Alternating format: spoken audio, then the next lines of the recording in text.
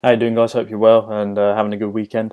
I just thought I'd jump on and do a quick breakdown of this XRP long setup because I know I had a few people asking me about it, wanting to sort of understand the thought process a little bit better. So what I've done is I've completely cleaned the chart off and I'm just going to break it down from scratch and show you everything I was looking at.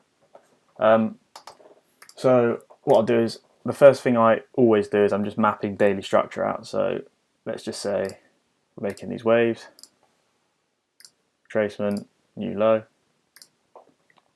trying to make a high, didn't break here, retracement, and then we've had our big impulse, right? So that is our daily sort of map of structure. Market there. This is the high that made this low. Get rid of that. Also created a nice sort of liquidity point here. Tie that up a little bit. So we sort of mapped daily structure there. That's the first thing we've done. So we've built our kind of higher time frame story, and then the question is, what's happened here, right?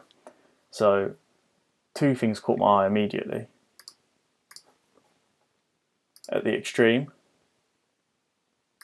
got this OB down here, which can be probably refined. I haven't done it, and there wasn't actually a need to in this case because price didn't come here, but that's one point to be aware of. And then our kind of more immediate focus is this point of inefficiency here, right, just before our breaker structure. And then what I'll be doing is taking this point off the daily and then refining it down as best I can. So just going through these time frames, down to the 4 hour, down to the 2 hour, tidying everything up, down to the 1 hour, and I'm basically just refining it down as far as I can go until it kind of becomes impossible. So you'll notice here, if we go any further, everything's been filled, right? So the 1 hour is as refined as we could make this before this push that broke daily structure. So I've taken that point of interest off the daily, and if you see here, what was a massive inefficiency has been refined right down here, yeah?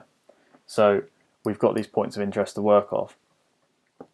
Then, of course, what we're looking for is it's kind of like a confirmation when we enter this area that we want to react from here and then try and get ourselves an entry. So if we just go into replay mode, down to the 1 hour, and I show you, price pushes in, okay?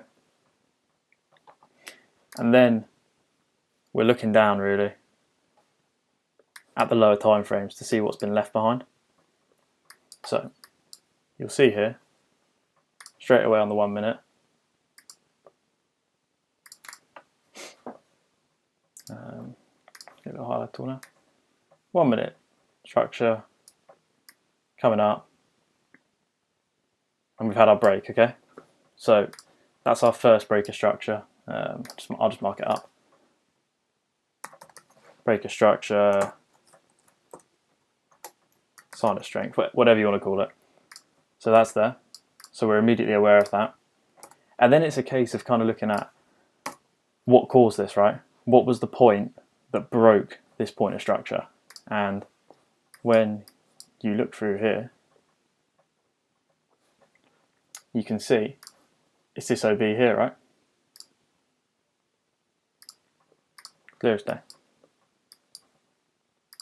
Again, in this case, it can become a little bit subjective as to what order block you want to pick, but I'm always trying to refine them down as well as possible, considering what's been left behind, right? So maybe you wanted to take this 4 minute, that's completely fine. If you want to take the 2 minute, you got options, right? Regardless, we reacted to both. So that's the thought process there. We've had this impulse to break this point of structure on the lower time frame. Where's it come from? Here, right? So that can be entry number 1. Take us out. Just clean this up a little bit. Cool.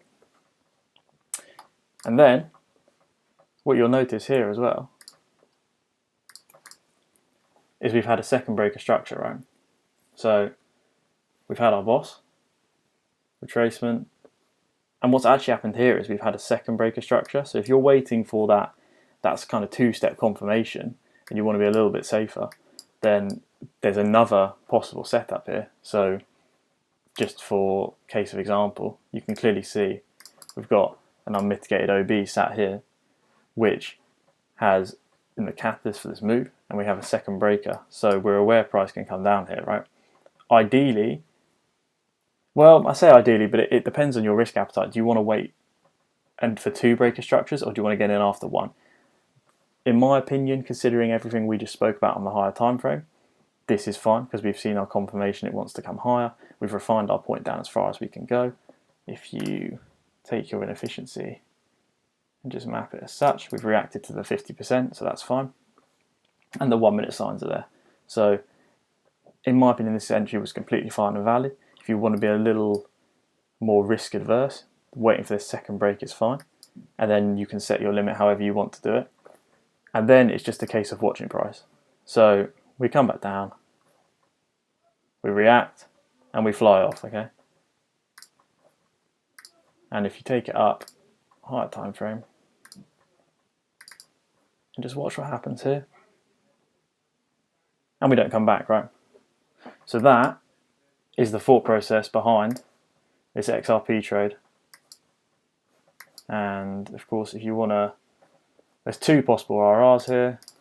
You've got, I know it looks ridiculous even drawing this on, but the thought process is completely here, right? And every confluence has been completely broken down and analysed. You've got entry number one. And then if you want to be a little bit safer